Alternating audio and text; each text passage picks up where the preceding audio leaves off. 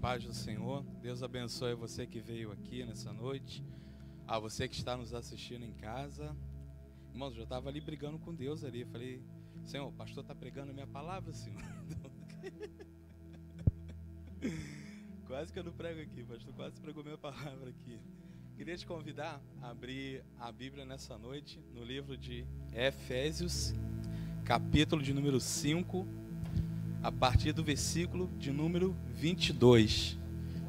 Efésios 5, versículo de número 22. Efésios tem um fato bem curioso lá, né? João, quando pastoreou um pouco lá, né?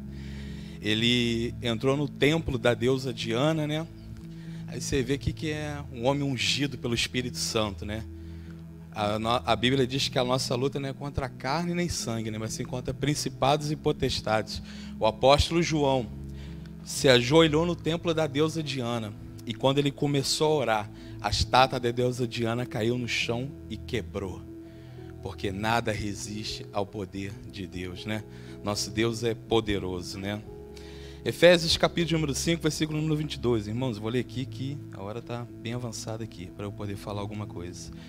Diz assim: mulheres, cada um de vós seja submisso ao marido, assim como ao Senhor, pois o marido é o cabeça da igreja, assim como Cristo é o pois o marido é o cabeça da mulher, assim como Cristo é o cabeça da igreja, sendo ele mesmo o salvador do corpo.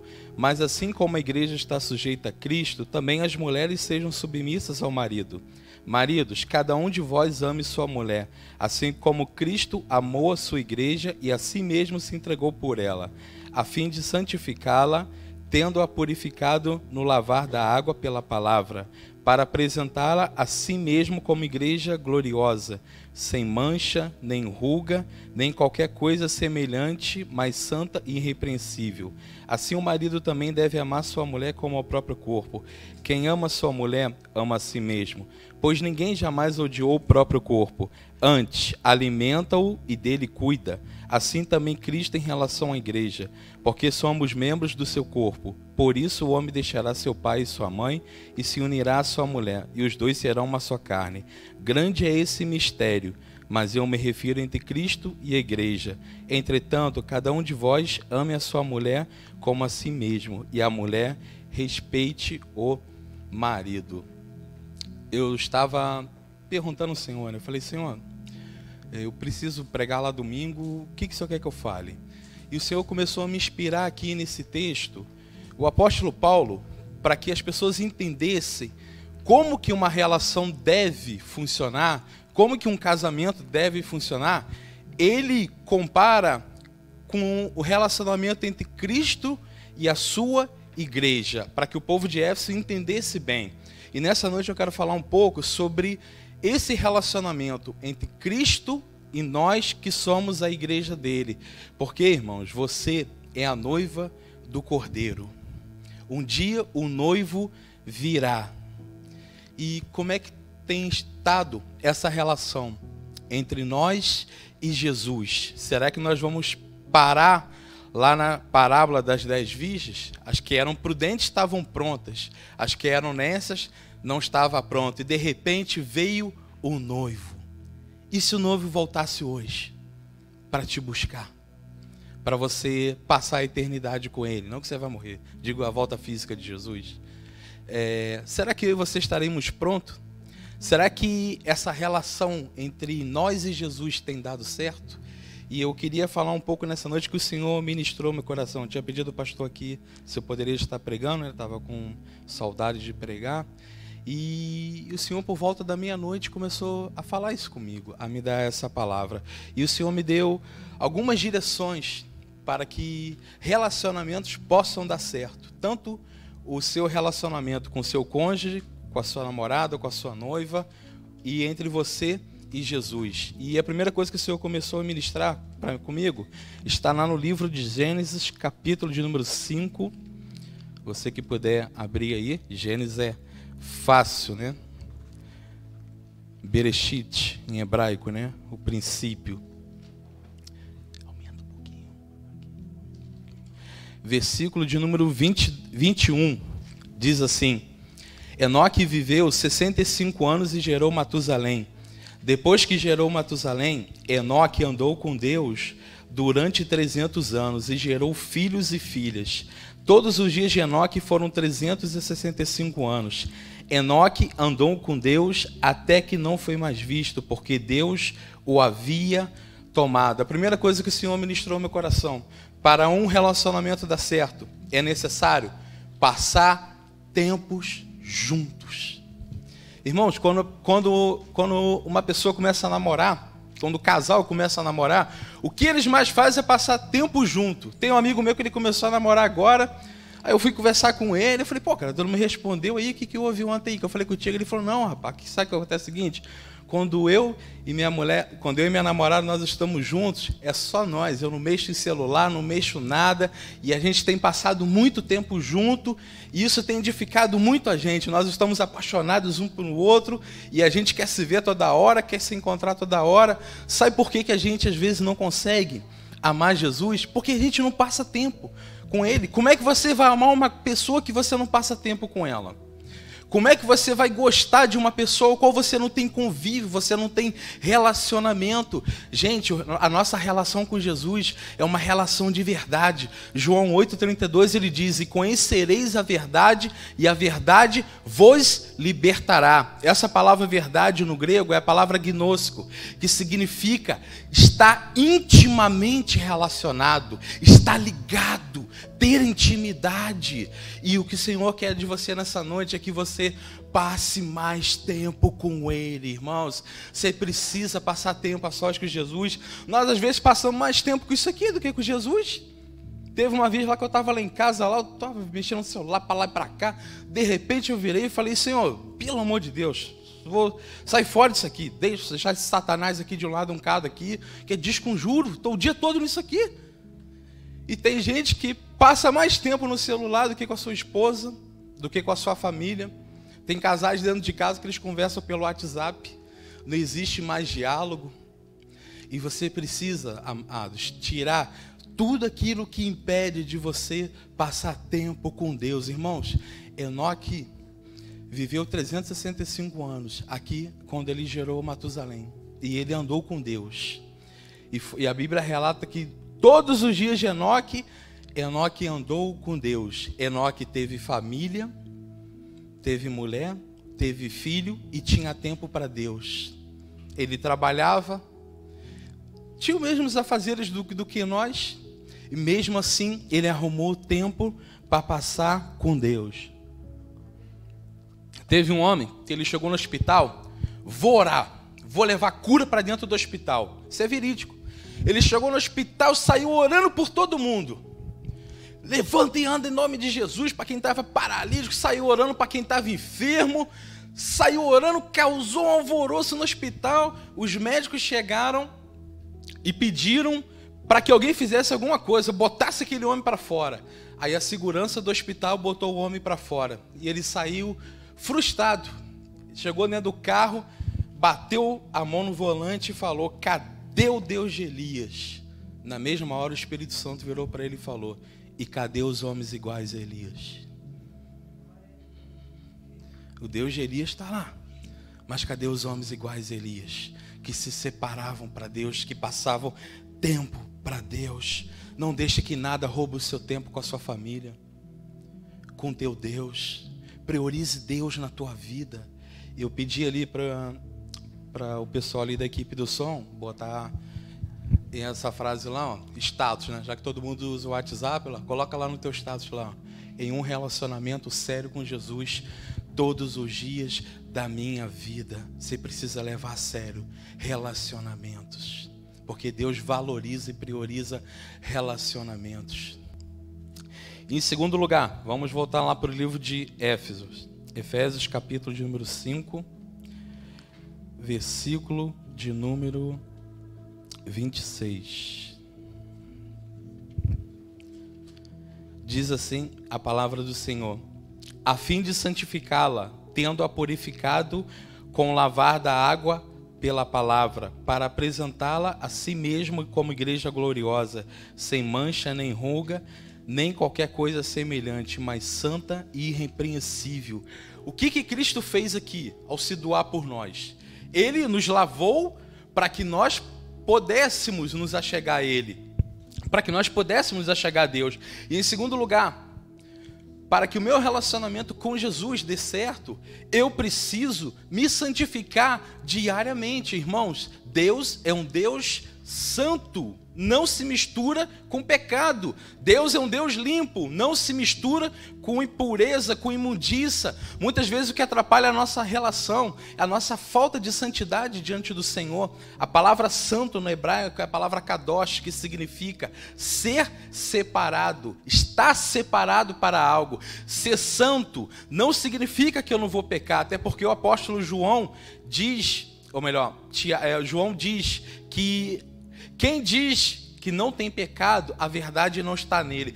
Pecado, todos nós vamos cometer, infelizmente, até Jesus voltar, mas nós não vamos viver na prática do pecado. Ser santo é viver separado, separado daquilo que o mundo oferece, separado das ofertas que o mundo te traz. Quanto mais você se separar para Deus, irmãos, mais você vai conseguir se relacionar com Jesus.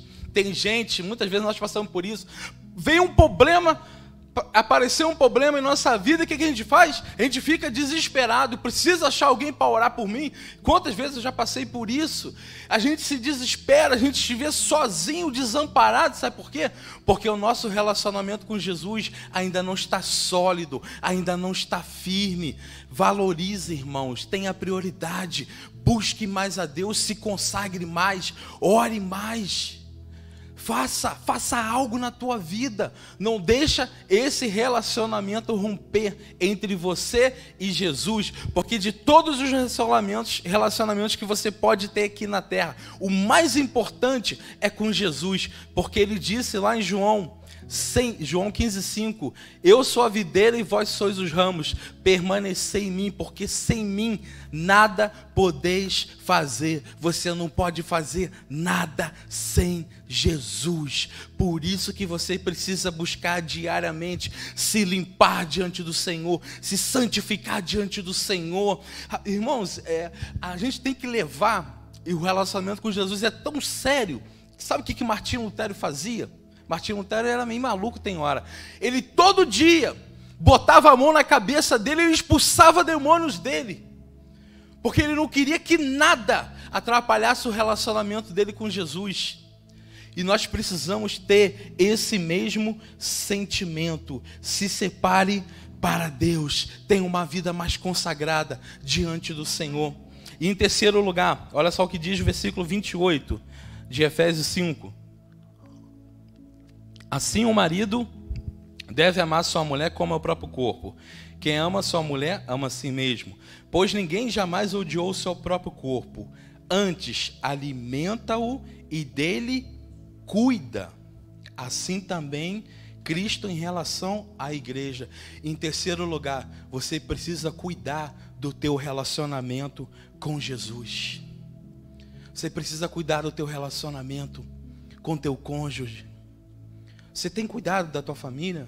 A Bíblia diz, o apóstolo Paulo, meu irmão, não tinha meio termo com ele não, que ele tinha que falar, ele falava. Ele diz que aquele que não cuida dos seus é pior do que o incrédulo e negou a fé. Você tem cuidado da sua família?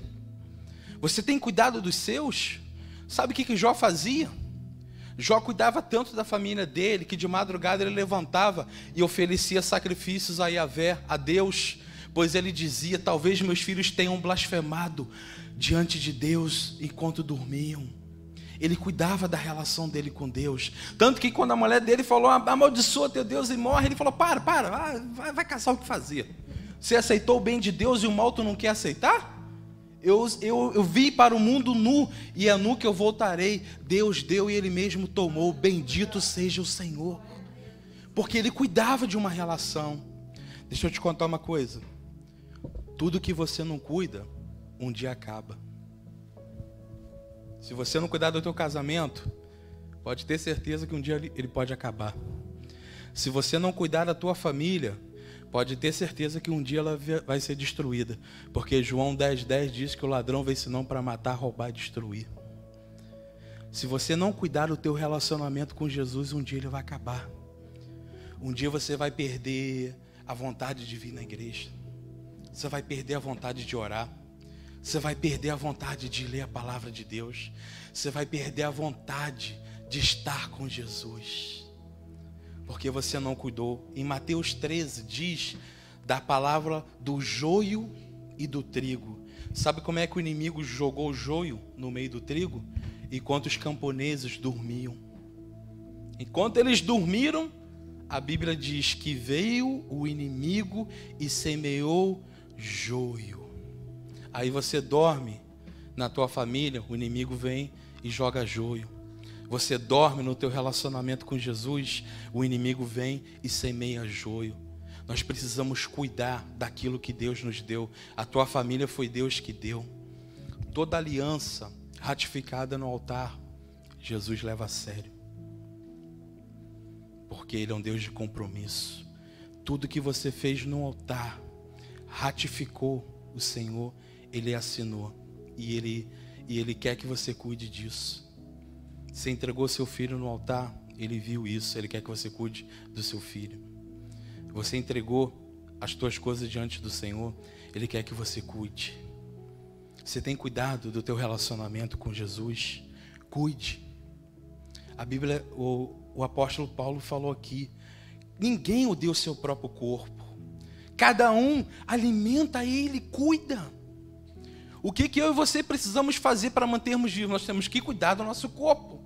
Nós precisamos tomar banho, comer, nos alimentar, dormir, pegar sol, se divertir, passear, para que a gente tenha uma vida saudável. Você precisa fazer o mesmo com o teu relacionamento com Jesus.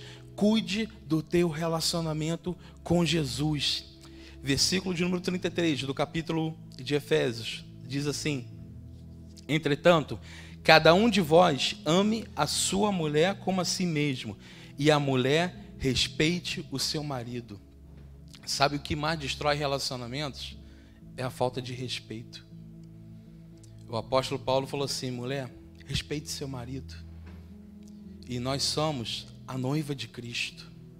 Nós precisamos, assim como a mulher precisa respeitar o seu marido, nós precisamos respeitar o nosso noivo, respeitar Jesus. Tem gente que leva Jesus de qualquer maneira, irmãos. Tem gente que não leva Jesus a sério. Como é que tu quer que Jesus te leve a sério se tu não leva ele a sério? Tem gente que não leva a sério, não respeita. Irmãos, eu estava vendo um pastor falando sobre casamento. Ele estava falando que muitos estudiosos, sobre casamento, eles dizem que a paixão só dura no máximo 2 anos. Depois disso, cada um tem que lutar pelo seu casamento e respeitar a instituição casamento para que dê certo e dure eternamente. Você precisa respeitar seu cônjuge. Quantas mulheres não respeitam seu marido? São irreverentes. Quantos homens não respeitam suas mulheres? Não respeitam seus filhos? Chegam em casa bêbados, estressados, e não dá certo. Respeite essa relação com Jesus. Irmãos, Eclesiastes, Salomão, isso é uma das coisas mais fortes da Bíblia. Guarda o teu pé quando entrares na casa de Deus. As tuas palavras sejam poucas, porque Deus está no céu e tu está na terra. Ou seja, tenha respeito. As pessoas perderam o respeito pela casa de Deus, perderam o respeito por Deus, perderam o respeito pelas coisas de Deus. Hoje eu vi um troço que eu falei, eu vou nem falar o nome do santo lá, do maluco lá. O cara, eu falei, gente, não é possível, a gente vê cada coisa. Foi um pastor aqui de Teresópolis, numa emissora séria, dançar, porque ele fica dançando em igreja lá, imitando o Michael Jackson, fazendo um monte de coisa. Eu falei, gente, as pessoas perderam o respeito. Tá achando que isso aqui é o quê? Isso aqui é palco de dança? Não estou falando da dança normal da igreja, estou falando das coisas que eu vi. As pessoas perderam o respeito. Acham que podem subir no altar de qualquer maneira. Podem tratar Deus de qualquer maneira. podem tratar a obra de Deus de qualquer maneira. Jeremias falou, maldito é aquele, Deus falou através de Jeremias, maldito é aquele que faz a minha obra relaxadamente. Tenha respeito, irmãos, pelas coisas de Deus. E em quinto lugar, para nós encerrarmos aqui, meu Jesus Cristo, nunca deixe de fazer a sua parte nesse relacionamento. Como é que eu vou cobrar que a minha esposa faça a parte dela se eu não faço a minha? Como é que você vai cobrar o seu marido que ele faça a parte dele se você também não faz a sua? Como que eu vou cobrar Jesus para fazer algo se eu não faço a minha parte no meu relacionamento com ele? Eu vejo muita gente cobrando Jesus. Não, o que Deus tem que fazer, Deus não tem que fazer nada. Quem tem que fazer somos eu e você. Faça a sua parte, irmãos, que Deus vai fazer dele. Fique tranquilo. Fique tranquilo. A parte de Daniel era ser fiel a Deus. E a parte de livrar ele na cova dos leões era a parte de Deus. Sabe por que que Deus livrou a Daniel da cova dos leões? Porque Daniel fazia a parte dele perante Deus. Quando foi posto um decreto que somente orasse ao rei, Daniel continuava levantando a sua mão 3 vezes durante o dia, apontando para Jerusalém. Fazia a parte dele. E quando você faz a sua parte, Deus faz a parte dele. O pastor Duda aqui falou sobre quando Pedro estava preso lá na prisão, que a igreja orou. Sabe por que o anjo foi lá libertar a igreja? O Pedro? Porque a igreja estava fazendo a sua parte, orando, clamando. A nossa parte é orar, clamar, buscar a Deus e santificar. Por isso que ele falou, buscar em primeiro lugar o reino dos céus e todas as demais coisas vos serão acrescentadas. Não se preocupe com a parte de Deus, se preocupe com a sua. Se você está fazendo a sua parte, não importa se é milagre, a especialidade de Deus é fazer milagres. Se você tivesse com Moisés, você ia ver o que Deus fez na terra do Egito. Deus sacudiu aquela terra, enviou pragas, deixou o faraó maluco. Quando Moisés esteve diante do mar vermelho, Moisés falou, Deus, o que eu vou fazer? Olha o mar. Deus falou, Moisés, só fazer a tua parte, que é minha garantida. Diga o povo que marche, Moisés. Marcha na minha presença. Marche em direção ao impossível, porque eu sou o Deus do impossível. Manda esse povo andar, manda esse povo em direção para o mar.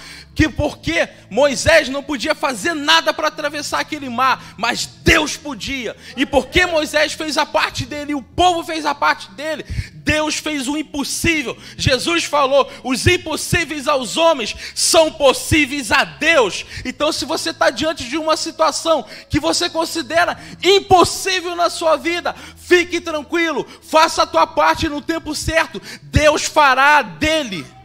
Amém? Em nome de Jesus, eu preciso encerrar aqui para não comprometer o horário do culto. Não, tá tranquilo. Que Deus possa ter te abençoado. Que Deus fale com você. Não deixe de fazer a sua parte, não. A sua parte é vir para os cultos. É estar terça-feira no discipulado. É participar das coisas de Deus. É participar de Deus, é participar do reino. É clamar, é buscar o Deus Altíssimo, irmãos. A gente se preocupa muito com a parte de Deus. Nossa, tem que acontecer isso, irmão. Você está falando com Deus, cara. Você não está falando com qualquer um, não. A mulher ficou importunando o juiz Eunuco para que ele atendesse. E ele falou, já que eu não tenho nem a Deus e nem a homens, eu vou atender essa mulher. E Jesus, parafraseando, falou, olha o que esse idiota aí disse aí. Se ele disse que não tem nem a Deus e nem a homens, e ele foi lá e resolveu o caso daquela viúva, quanto mais vós se clamares ao Pai Celestial, não se preocupe se você está diante de uma causa impossível, apenas faça a tua parte que Deus vai fazer a dele. Nós muitas vezes, nós somos moleque nas nossas atitudes, somos meninos, criança. Deus não, Deus tem palavra. O que ele fala, ele cumpre. Se ele diz que ele vai fazer, ele vai. Se ele não fez na tua vida ainda, coloca o teu joelho no chão e pergunta se tem alguma coisa de errado em você. Faça igual Davi. Senhor, me sonda e vê se há em mim algum caminho mau. Pede a Deus para sondar a tua vida, se tem algo na tua vida que está atrapalhando de Deus fazer a parte dele. Lá quando Jesus foi ressuscitar Lázaro, Jesus falou, tira a pedra primeiro. Ressuscitar é comigo, mas a pedra é com vocês. Porque Deus trabalha em conjunto, é um relacionamento. Relacionamento se trabalha em conjunto, não se trabalha sozinho. Então Jesus queria que alguém fosse lá tirar aquela pedra, porque Jesus não gosta de fazer as coisas sozinho. Nem para criar o mundo ele fez sozinho. Ele falou com o Espírito Santo e com Jesus, façamos. Haja. E tudo se foi feito. Que Deus te abençoe. Eu agradeço a minha oportunidade em nome de Jesus.